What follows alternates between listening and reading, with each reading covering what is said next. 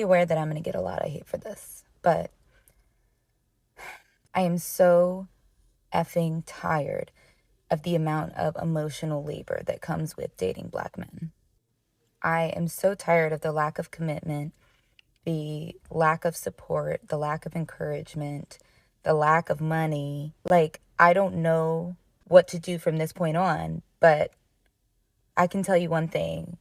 My interest in dating another black man is like 1% at this point. They want us to be ride or dies until they get their shit together, and then they don't want to support us in return. They don't want to commit to us. They don't want to marry us, but then they want all the benefits of being a husband without actually proposing to us. I need someone who's intentional in every single aspect.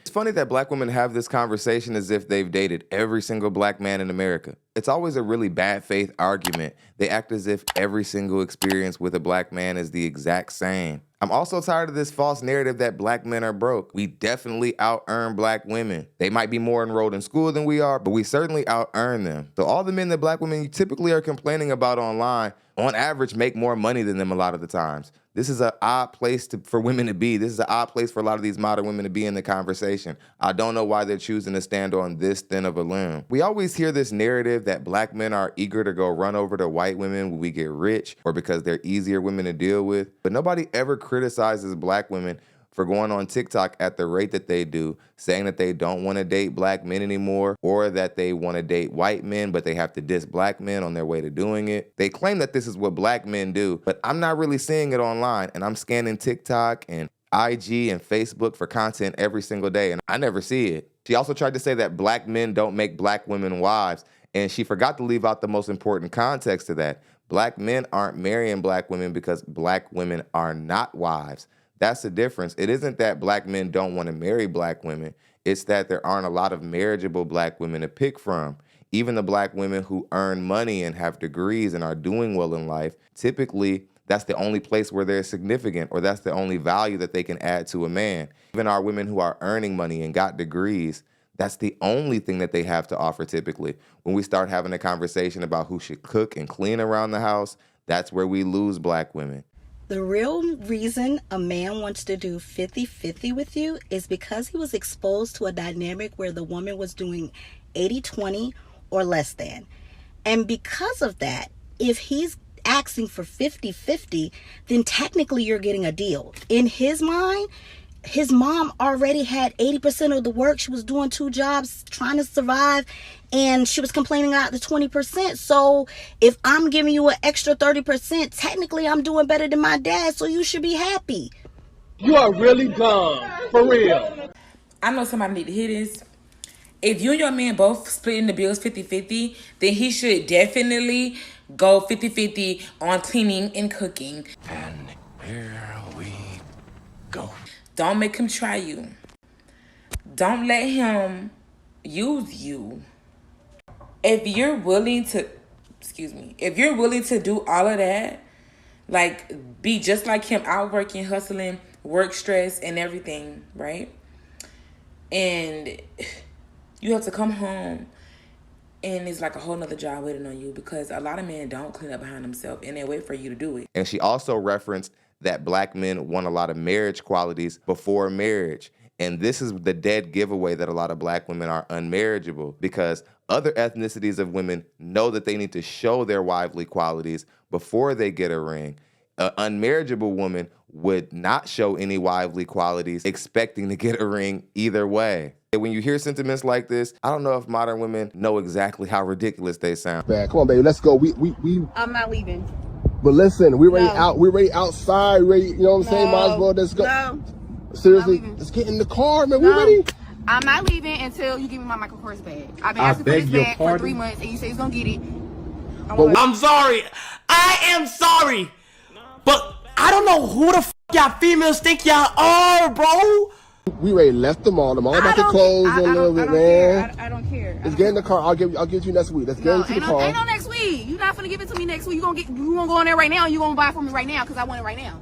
Really, I asked for it 3 months ago, and I asked for it 3 months ago, and you said it's gonna get it for me 3 months ago, and it's 3 months later, and I still ain't can't wait for like a week. No. All right. No. Let's go. We gotta hurry up, then. I'm all about to close. All right, let's go. When baby spoil. Hey, bro, come on now, dog. Come on, man. I don't feel sorry for homeboy at all. Any dude who would allow a woman to talk to him like this, you like this kind of treatment. I'm gonna think that this is the kind of woman that you enjoy. You knew she was this kind of brat when you got with her. I'm not about to go on some women are greedy, women are entitled rant when it seems that you prefer this kind of woman, you prefer this kind of behavior. And any other guy out here watching clips like this, get mad at dudes who normalize this type of stuff. This is why these females feel so spoiled and entitled. Even if they're average, even if they're not baddies, they still think that they are supposed to get Michael Kors bags, Birkins, and it's because it's always a dummy out there who's willing to do it. I don't really see any problem with the chick. What I see is a dude who met a girl, started love bombing, and you led with your wallet, and now that you're trying to make something meaningful with the chick, you want to show everybody how spoiled she is, but really you think it's cute or you think it's attractive, so I don't even really feel bad for you.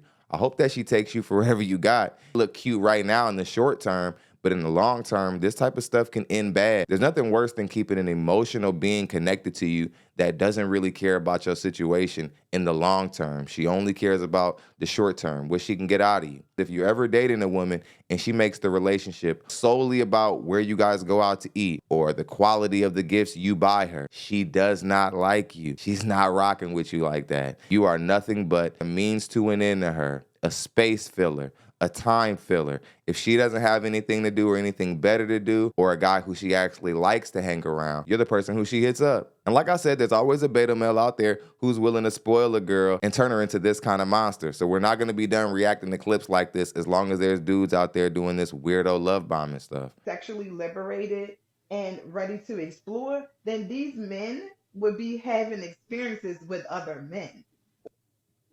Or they would have to get married in order to have these experiences. Have sex and everybody want to have certain type of experiences. There shouldn't be no type of labels at the end of the day. It's 2024.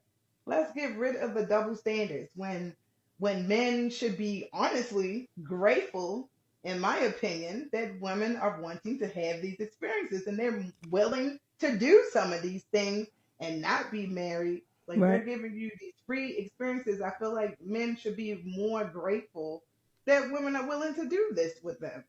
Instead of charging them. So regardless of how you feel about somebody's living choices and lifestyle choices, it doesn't freaking matter because we all have a role to play on this planet that in some instances and situations and environments creates harmony, peace, and balance. And so there's somebody for everybody. You got your pick me, you got your SHURE girls, you got your Princella community of women. We out here trying to judge each other. But those ladies also wouldn't be able to be promiscuous, to back up Sheena's point, without men who are willing to stick it in them. Crack is cheap.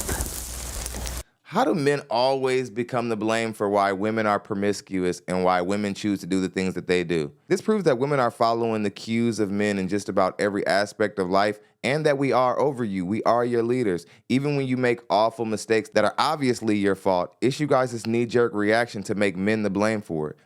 So stop it. And guess what? Like I said, just cut the BS. The person that decided to be with that person don't give a fuck. So why are you worried? That's for that person's person to worry about if they even choose to worry about it. Everybody is hoeing for something or somebody, okay? We hoe for our children every day. I beg your pardon? The problem with black women is they're always trying to find a loophole so that they can be a 304 and a respectable woman. Not only are black women fighting to be financially independent with the men in their community and fighting to be equal with men economically, they also want to have the same sexual liberation that a man has. They want to be able to be as sexually free as a man in the dating market. Black women want to be able to collect bodies the same way that a man collects bodies and not be criticized for it. And these are interesting things to bring up when talking about why black women are viewed as unmarriageable women, or why maybe in society they can be over-sexualized or viewed as women who are over-sexual. I think it's because they overshare. You gotta treat that dick. You gotta treat that dick like a gristle on the bone. You suck him and fuck him or you leave him alone. Stop it. Get some help. The most desperate part is when she said we all hope for our children. We hope for our children every day. Thank you. It's like, what are you even talking about? If a man says something creepy like that online, there'd be women boycotting to get whatever platform removed immediately. What we've seen from Cynthia G and Princella and a lot of these other women is that there couldn't be anything more dangerous than black women actually getting together and joining a podcast. I'm surprised that black men get such heat for joining up and having conversations about relations and dating, but black women actually have inaccurate, delusional conversations online every single day, void of critique. They talk about their men in ways other ethnicities of women do not talk about their men, met with almost zero ridicule. He came home and he was like, you know, babe, I lost my job. I'm like, all right, cool. So a month later, like the bills, it was time for the bills or whatever, you know, and I'm like, you know, the bills due, babe, or whatever. And he was like, okay, you know, I'm not working. And I'm just, in a month, like, it's all kind of hustles. You could have been doing something or whatever. So I told him, I said, look, if I pay these bills, are you going to pay me the money back? This man had the nerve to tell me, why should I pay my wife back for paying our bills? I told this man from day one, my money is my money. And his money is our money. Oh. That's the dumbest thing I've ever heard in my life. Why should I spend my money paying the bills? Like, no, he should have paid me back. Huh? So that's when I decided, like, I can't be with this man no more. So I had texted his homeboy. Like, we all cool. I texted his homeboy or whatever. You know, we went together. We left. I met up with him. And we was, you know, we was chilling, we was drinking or whatever. And I started venting. You know, like I started getting emotional. Wait a minute. One thing led to the next. I did not purposely mean to do what I did with his friend. But things happen. Like, y'all understand what I'm going through. You play too much. So, you know, his friend ended up giving me some money or whatever. And he was like, you know, babe, look, don't worry about it. Handle whatever you got to handle. Like, his friend was every single thing I desire in a man. Like, everything I desire in a man. And, you know, ain't nobody trying to hear my side. You one crazy ass bitch. Why would anybody even care about listening to your side?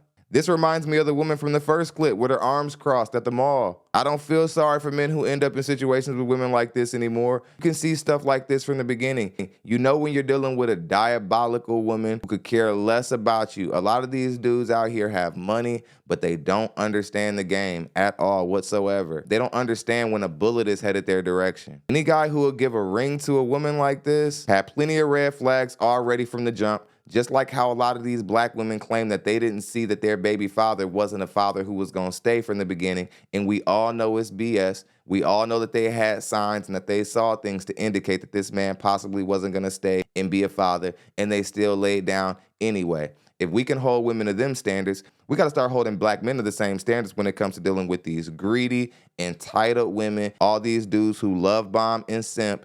And then you get in marriages with the women, and then they drag you and Jada Pinkett Smith your ass. Then you try to come back to the manosphere like, oh, these women is dirty. These women do us wrong. All they is greedy and hypergamy. Nobody's buying it. Like we're not letting dudes off the hook no more with this stuff. When you look at some of the black women who actually get in marriages, look how they perform. The average black marriage only lasts 5 years. So even the black women who are bragging about getting married, a lot of them can't even stay married. They get bored quick, or they start to level up in their little fake careers and then find less significance for their partner over time. Either way, 80% of the time, women are ending families. It's not men. And when you see stuff like this, I'm starting to realize why a lot of dudes are just staying away from marriage. Not just black men. Men in the West in general are just avoiding marriage because it's too risky. I think a lot of dudes do meet some women who give their best feminine, fit, and cooperative act, and then a year to 2 years into the marriage, they could be looking at a woman like this. Some guys do get finagled. Some guys do get wool pulled over their eyes, but that's very rare. And again, it's a learning experience. Once that type of thing happens to you, you usually don't need another experience to teach you the same lesson. Subscribe button anyway out of the room. Also the notification bell so you can be notified every single time we post content just like this. Until next time.